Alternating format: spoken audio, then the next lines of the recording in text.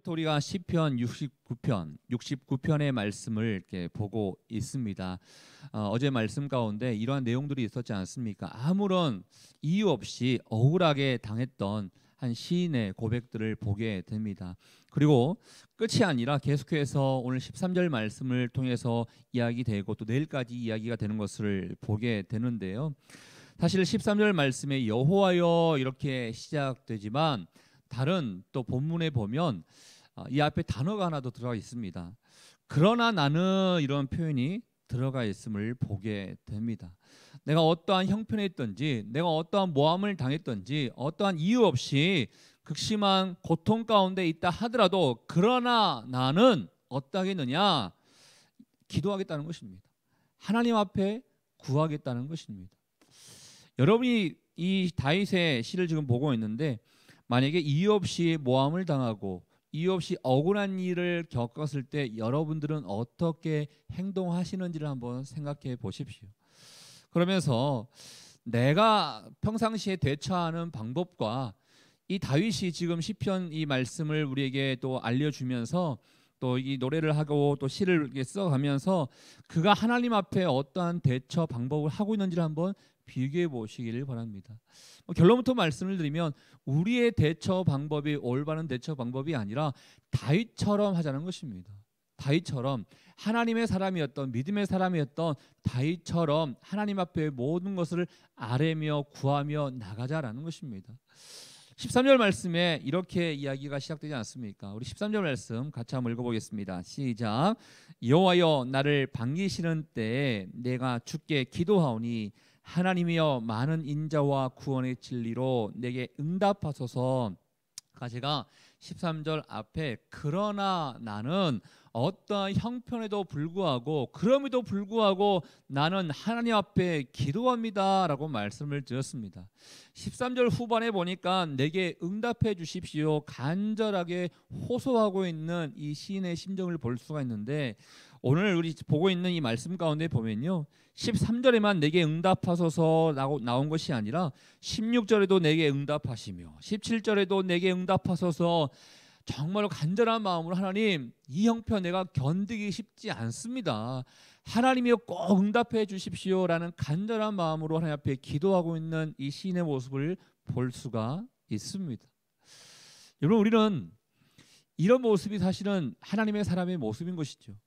여러분 가운데 어려움과 아픔과 근심과 고민과 때로는 이 시편의 기자처럼 억울한 일을 당했을 때 가장 먼저 해야 될 것은 하나님 이 상황에서 내가 견딜 수 있도록 이 상황을 이길 수 있도록 내게 응답해 주십시오라고 하나님 앞에 기도하는 모습이 먼저가 되어야 한다는 것입니다. 근데 우리는 그게 안 된다는 거예요.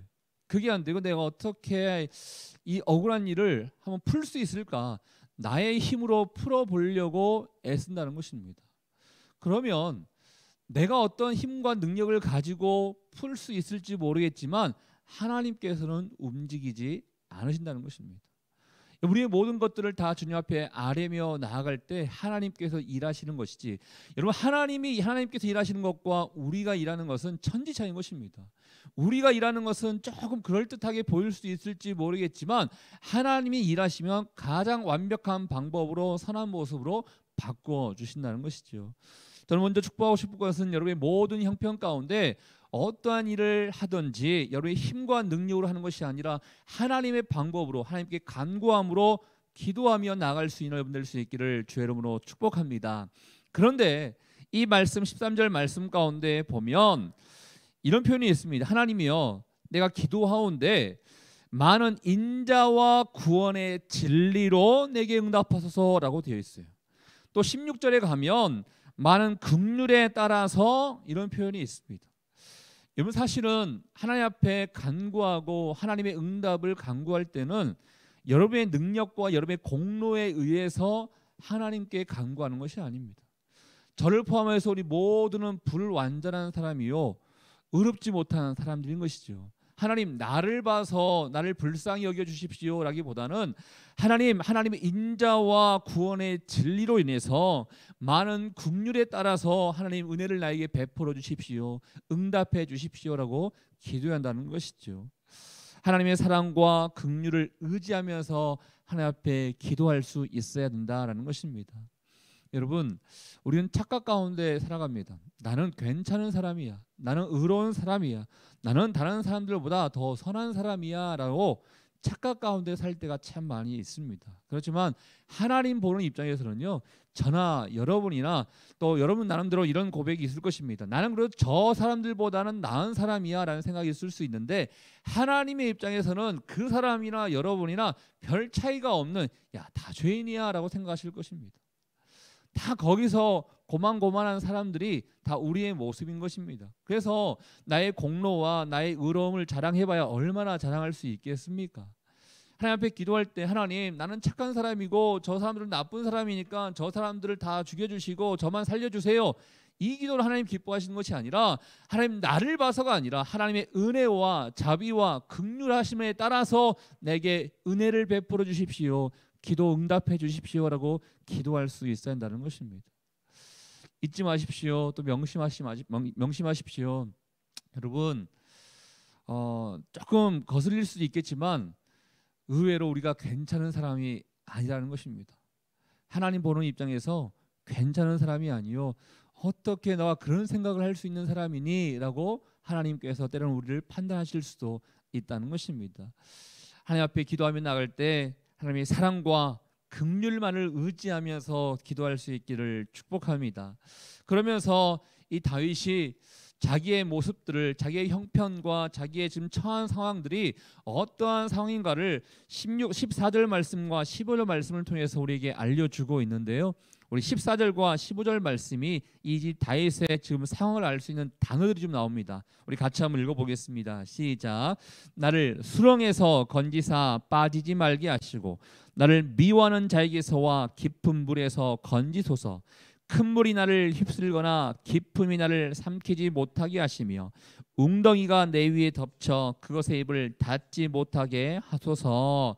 여기 고통스러운 상황을 알 수 있는 단어들을 제가 한 5개만 뽑아보겠습니다. 수렁, 깊은 물, 큰 물, 깊음, 웅덩이. 자신이 처하고 있는 상황이 헤어나오기 쉽지 아니하는 극심한 고통 가운데 있는 상황이라는 것을 알 수가 있습니다. 여러분, 웬만한 고통이면 그냥 내 힘으로 그냥 발 디딛고 올라올 수도 있을 것입니다. 그런데 지금 이 다윗이 처한 상황은 어떠한 상황인지 모르겠지만 이유 없이 고난을 당하고 있고 모욕을 당하고 있고 조롱을 당하고 있고 억울한 상황 가운데 있는 것입니다. 그런데 이 상황에서 내가 그냥 대수롭지 않게 넘어갈 수 있으면 참 좋을 것 같은데 그렇지 못한다는 거예요. 정말 내 상황이 수렁에서 나오기 쉽지 않습니다. 깊은 물에서 나오기 쉽지 않습니다.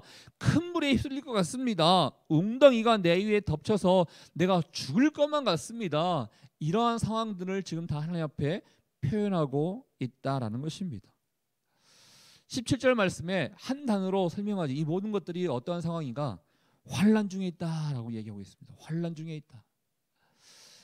이런 상황 가운데 있는 분들이 있습니까? 야, 정말 나는 잘 살고 싶고 나는 평안 가운데 살고 싶은데 왜 이렇게 감당하지 못할 만한 이 어려움과 고통과 억울함이 나에게 있을까? 이런 마음 가운데 하나님 제발요, 제발요, 나 좀 살려주십시오라고 호소하고 싶은 사람들 있으십니까? 다윗도 하나님, 내가 이 환난 가운데 있사오니 제발요, 제발요, 속히 응답해 주십시오라고 간절히 기도하고 있는 이 시인의 모습을 볼 수가 있다라는 것입니다. 사랑하는 여러분, 가장 먼저 우리가 기도 가운데 앞서야 될 것은 이런 솔직한 심정을 다 주님 앞에 고백할 수 있어야 한다는 것입니다. 왜 고백할 수 있어야 되는 것인가? 그 다음 절에 이런 표현이 있지 않습니까? 19절 말씀 우리 같이 한번 읽어보겠습니다. 19절입니다. 시작. 주께서 나의 비방과 수치와 능욕을 아시나이다. 나의 대적자들이 다 주님 앞에 있나이다. 주님이 다 알고 계시기 때문에 그렇다는 것입니다. 어제 6절부터 12절까지에 나오는 말씀은 다윗이 당하고 있는, 다윗이 어떠한 모욕과 어떠한 억울함을 겪었는지를 조금 구체적으로 나열했던 대목들이 있었습니다. 이 모든 것들 이것뿐이겠습니까? 지금 다 표현하지 못하고 있는 그런 상황들이 있을 것인데 이 모든 것들을 다 주님께서 알고 있기 때문에 지금 나의 모든 형편들을 있는 모습 그대로 고백하고 있다는 것입니다. 또 뒤에 보면 다 대적자들이 다 주님 앞에 있다라고 얘기하고 있습니다. 우리가 이런 표현 있지 않습니까? 교회에서는 잘 쓰지 않는 단어 가운데 또 문장 가운데 하나인데 부처님 손바닥 안에 있다 이런 표현이 있어요. 이게 이제 세상에서는 다 안다는 것이죠. 여러분 사실 우리가 바꾸면 하나님 손바닥 안에 있는 것이죠. 우리의 모든 상황들을 하나님께서 다 알고 계시기 때문에 다 하나님 손바닥 안에 다 있는 것입니다. 여러분이 혹시나 억울하게 당하는 일이 있다 하더라도 다 하나님이 그를 다 보고 계셨어요. 다 하나님이 알고 계셨어요. 어떠한 형편이 있는지 어려움이 있는지 지금 어떠한 심정 가운데 있는지도 다 하나님이 알고 계신다는 것입니다. 그렇기 때문에 하나님 앞에는 체면 차릴 필요가 없다는 거예요. 그냥 거룩하게 기도할 필요가 없다는 거예요. 그럴듯한 모습으로 나아갈 필요가 없다는 거예요. 다른 사람들 앞에서는 체면 차릴 필요도 있고 다른 사람 앞에서 내가 이러한 말을 하게 되면 다른 사람이 어떻게 생각할까 이런 염려 때문에 다 이야기하지 못하는 부분들이 있을 수 있겠지만 하나님은 여러분 모든 것을 다 알고 계시기 때문에 있는 모습 그대로 다윗이 고백했던 것처럼 하나님 내가 환난 중에 있습니다. 수렁에 있습니다. 깊은 물에서 큰 물에서 웅덩이에서 제발요 나를 좀 건져 주십시오 라고 기도할 수 있다라는 것입니다. 여러분 하나님 앞에 다 숨기지 마십시오. 하나님이 모든 것을 다 알고 계시기 때문에 숨김없이 아랜다면 하나님께서 다시 한번 회복시켜 주실 것이고 큰 은혜를 베풀어 주실 줄 믿습니다. 그 은혜가 여러분 가운데 함께 할 수 있기를 축복합니다. 그러면서 다윗이 엎친 데 덮친 격으로 이런 어려움이 있다면 여러분 나에게 좀 힘이 되어 줄 만한 사람이 있으면 참 좋을 것 같은데 다윗 주변에는 그런 사람들이 없었나 봅니다. 20절 말씀 가운데 이런 표현을 하고 있는데 20절 말씀 함께 있습니다. 시작. 비방이 나의 마음을 상하게 하여 근심이 충만하니 불쌍히 여길 자를 바라나 없고 긍휼히 여길 자를 바라나 찾지 못하였나이다. 근심이 충만하다라는 것은 몸이 아플 정도로 절망 가운데 아픔 가운데 있다는 것입니다. 헤어나오기 쉽지 아니하는 그런 상황들을 지금 근심이 충만하다라는 표현으로 이야기하고 있습니다. 근데 이러한 상황에서 누군가가 내 이야기에 나를 좀 위로하거나 나를 좀 긍휼히 여겨주는 사람이 있으면 그나마 조금 도움이 될 것 같은데 이 고백이 있습니다. 불쌍히 여길 자를 내가 바라나 없다라는 것입니다. 긍휼히 여길 자를 바라나 찾지 못하였다라는 것입니다. 사실은 이러면 정말 죽고 싶죠. 이러면 야 정말 내가 억울하고 내가 답답하고 내가 정말 힘든데 나의 마음을 조금 알아줄 만한 물론 내가 하나님을 믿는다고 하지만 먼저는 내 옆에 있는 가족들이라도 내 친구라도 내 주변 상황 사람들이라도 나를 조금이라도 이해해주고 나를 좀 불쌍히 여겨주고 긍휼히 여겨주면 참 좋을 것 같은데 아무리 눈 씻고 찾아봐도 없다라는 것입니다. 저는 이 말씀을 보면서 예수님의 모습이 한번 생각나게 되었습니다. 여러분 예수님께서 십자가에 못 박혀 돌아가셨을 때 어떠한 마음이셨을까? 여러분 죄가 있는 것도 아니고 그렇다고 예수님 이게 어쩔 수 없는 예수님의 운명이시군요. 예수님의 현실이군요. 예수님 잘 감당할 수 있도록 제가 기도하겠습니다. 라는 마음을 가지고 있는 제자들도 없고 예수님께서 정말로 수고하고 애쓰고 가르치시고 전파하시고 많은 자들을 고친 것밖에 없는데 예수님이 돌아가시는 그 순간에는 주변에 아무도 없다는 것입니다. 3년 동안 함께 동고동락했던 제자들도 다 배신해서 도망가 버렸던 상황. 이 상황이 지금 시편 기자가 얘기하고 있는 20절의 상황과 비슷한 상황이 아닌가라는 생각을 해보게 됐습니다. 혹시 여러분 주변에 이런 상황을 내가 겪고 있습니다라고 생각하는 사람이 있다면 우리 예수님을 생각하십시오. 예수님이 먼저 여러분보다 먼저 이런 상황을 겪으셨다라는 것입니다. 그렇기 때문에 예수님께서 여러분을 더 많이 아시는 것이고 더 많이 여러분을 위로해 주실 수 있는 것이고 더 많이 여러분들을 불쌍하게 생각해 주실 수 있다라는 것입니다. 저는 우리 예수님만을 생각하시면서 내가 어려움이 있다 하더라도 예수님은 더 큰 어려움이 있었어. 예수님이 나의 이 형편을 알고 계시겠지라는 것을 생각하시면서 예수님을 바라볼 수 있고 예수님을 묵상할 수 있는 여러분 될 수 있기를 주 여러분 축복합니다. 그러면서요 계속해서 또 이야기가 나오고 있는데요. 21절 말씀 이런 표현이 있죠. 한번 21절 말씀도 읽어보겠습니다. 시작. 그들이 쓸개를 나의 음식물로 주며 목마를 때에는 초를 마시게 하였사오니. 이제부터는 이 악한 자들의 그 모습들을 이렇게 고발하는 것을 보게 되는데요. 그들이 어떠한 행동을 했는가? 사실은 이 어려운 가운데 처해 있었을 때 뭔가 도움이 좀 되면 참 좋을 것 같은데 오히려 그 사람들은 쓸개를 나의 음식물로 주었고 목마를 때 초를 마시게 하였다라는 것을 얘기하고 있습니다. 그럼 여기가 쓸개와 초는요 먹지 못하는 것입니다. 이 쓸개라는 것은 이 독의 성분이 있는 거예요. 그렇기 때문에 지금 뭔가 먹음으로 인해서 위로를 좀 받거나 먹음으로 인해서 좀 체험을 받았으면 좋을 그 상황에 오히려 이 독과 같은 이 쓸개를 줌으로 인해서 더 고통스럽게 만들었다는 것입니다. 그리고 목마를 때는 물을 마셔야 되죠. 그런데 목마를 때 물이 아니라 초를 마시게 해서 더 타게 만들었다는 것입니다. 여러분 가끔씩 식초를 이렇게 먹을 때가 있습니다. 식초를 먹더라도 조금 맛만 볼 수 있는 것이지 이거를 벌컥벌컥 마실 수는 없습니다. 물론 우리가 이 물에 타서 희석해서는 먹죠. 물을 더 많이 타서 희석해야죠. 그렇지만 이 초 자체를 한 번에 음료수처럼 마실 수는 없다는 것입니다. 그런데 이 대적자들, 악한 자들의 모습이 바로 이런 모습이었다는 것입니다. 오히려 더 악하게, 더 나쁘게, 더 악독하게 그들이 행동했다라는 것입니다. 그래서 시인이 다윗이 이러한 기도를 합니다. 이제 22절부터 28절까지의 내용은요. 하나님의 공의로움으로, 하나님의 정의로움으로 이들을 심판해 주십시오.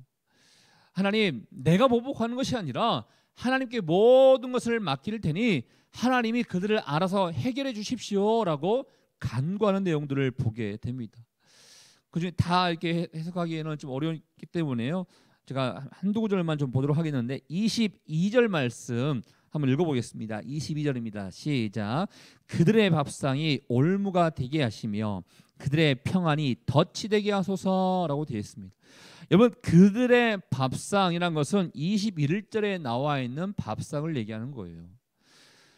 여러분 힘들고 어려운 상황에 있는 사람들에게 위로해 주는 것이 선한 사람의 모습인 것입니다. 어려움을 겪고 있다라고 생각된다면 그 사람에게 내가 어떠한 도움이 될 수 있을까라는 것을 생각하며 도움의 손길을 내밀어 줄 수 있어야 하나님의 사람이요 진정한 선한 사람의 모습이 될 수 있는데 그 사람이 어려워하고 있음을 내가 알고 있음에도 불구하고 쓸개를 주거나 초를 줬다면 오히려 그 사람들은 자신들이 차린 밥상에 의해서 올무가 되고 덫이 될 것이다 라는 것입니다. 예를 한번 들어볼까요? 여러분 제가 그렇게 안 보일 수도 있겠지만 제가 이제 교육자가 된 지는 18년이 됐습니다. 18년 동안 목회 생활을 해오다 보면 이런 일 저런 일 아마 많이 당했을 것입니다. 겪기도 했을 것입니다. 때로는 억울한 일도 있었을 것입니다. 그러면 그럴 때 만약에 제가 나의 이런 억울함이 있어서 성도님들 막 찾아다니면서 어떻게 저 성도님은 저럴 수가 있습니까? 저 성도님은 어떻게 교육자는 저한테 이럴 수가 있습니까? 만약에 하소연을 했다면 그 순간에는 제 마음 가운데 시원함이 있었을 것입니다. 그런데 만약에 그런 모습이 그 순간에는 시원한 모습이 될 수 있겠지만 나중에는 어떻게 목사님이 아무리 성도님들이 이렇게 힘들게 한다 하더라도 목사님이 저렇게 이야기를 할 수 있어 라는 게 올무가 되고 덫이 되어서 오히려 제가 목회하는 데 있어서 마이너스가 됐을 것입니다. 여러분 가운데도 마찬가지인 거예요. 여러분 대적자들이 있고 어려움을 주는 사람들이 있고 또 여러분이 억울한 일을 당할 수 있어요. 그 억울한 일을 당할 때 여러분이 힘과 능력으로 한다 그러면 때로는 이게 내가 보복해야겠다 그런다 그러면 이게 나중에 돌아올 수 있다는 거예요. 돌아와서 올무가 되고 덫이 될 수 있기 때문에 이 모든 것들은 다 하나님 앞에 맡기며 나아가야 되는 것이지, 여러분의 힘과 여러분의 의지와 여러분의 능력으로 이 모든 것들을 감당하지 말라는 것입니다. 이 다윗이 기도하는 거예요. 하나님, 그들의 밥상이 올무가 되게 하시며 그들의 평안이 덫이 되게 하십시오라고 하나님 앞에 복수를 간구하고 있습니다. 그리고 23절에 보면 눈과 뭐 허리가 이런 얘기가 나오고 있는데, 그들이 이제 건강이 쇠약해지기를 바라는 그런 복수. 또 24절에 보면 심판을 면하지 않게 하십시오. 또 25절에 보면 황폐하게 하시며 장막에 사는 자가 없게 하소서. 27절에 보면 주의 공의에 들어오게 못하게 하소서. 28절에 보면 그들을 생명책에서 지우소서. 이런 표현들이 있음을 보게 됩니다. 여러분, 이 22절부터 28절까지 있는 내용을 보면 야, 이런 기도해도 되나? 이런 생각이 들 것입니다. 그런데 여러분, 이게 사람들에게 하는 것이 아니라 하나님에게는 할 수 있다는 것입니다. 우리의 태도를 하나님께서 이렇게 하라는 거예요. 억울한 일이 있다 하더라도, 힘든 일이 있다 하더라도 다른 사람들에게 너 죽어라 이렇게 외치지 말고, 다른 사람 비방하고 모함하지 말고 그냥 모든 것을 아시는 하나님 앞에 고백하고 이야기하고 하나님 앞에 모든 것을 맡기라는 것입니다. 베드로를 좀 얘기를 하겠는데요. 여러분, 베드로가 변화되고 난 이후에 베드로 전후서를 이렇게 쓰지 않습니까? 베드로 전서 2장 19절 말씀에 이런 표현이 있는데요. 고난받을 때 하나님을 생각하며 참는 것이 아름답다라는 표현이 있었어요. 또 사도 바울도 로마서 12장 19절 말씀을 통해서 원수 갚는 일은 하나님께 맡겨야 된다라고 이야기하셨어요.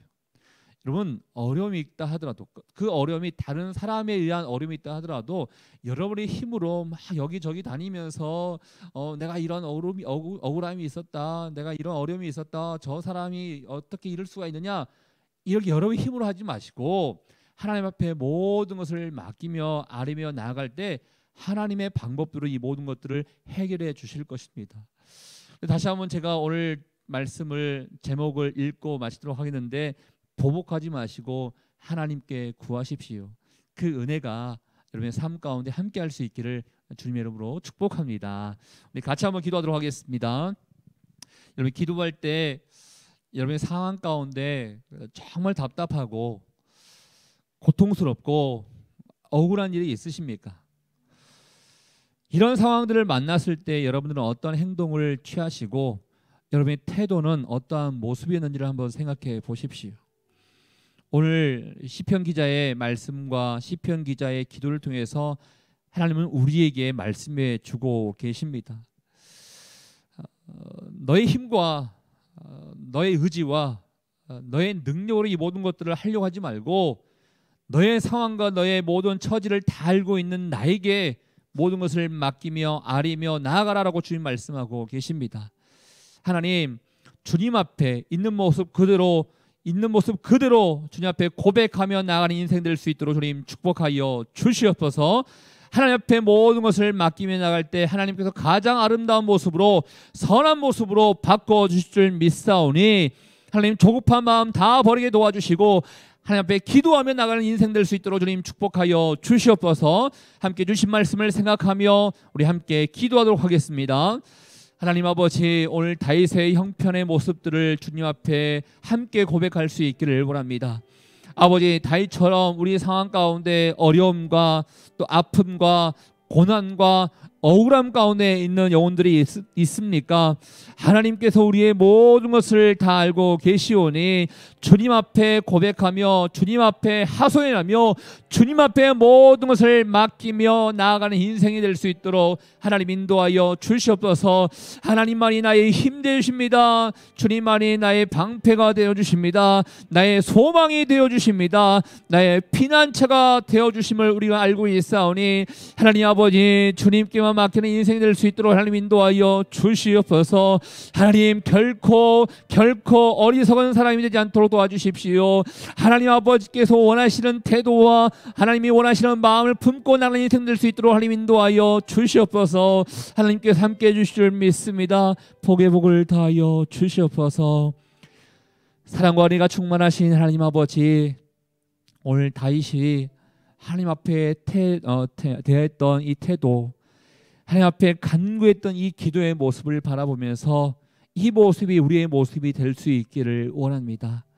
우리가 억울한 일을 당할 때, 고통 가운데 있을 때, 고난 가운데 있을 때 이 답답한 마음을 우리의 힘으로 해결해 보려고 발버둥 치는 우리의 모습들이 있습니다.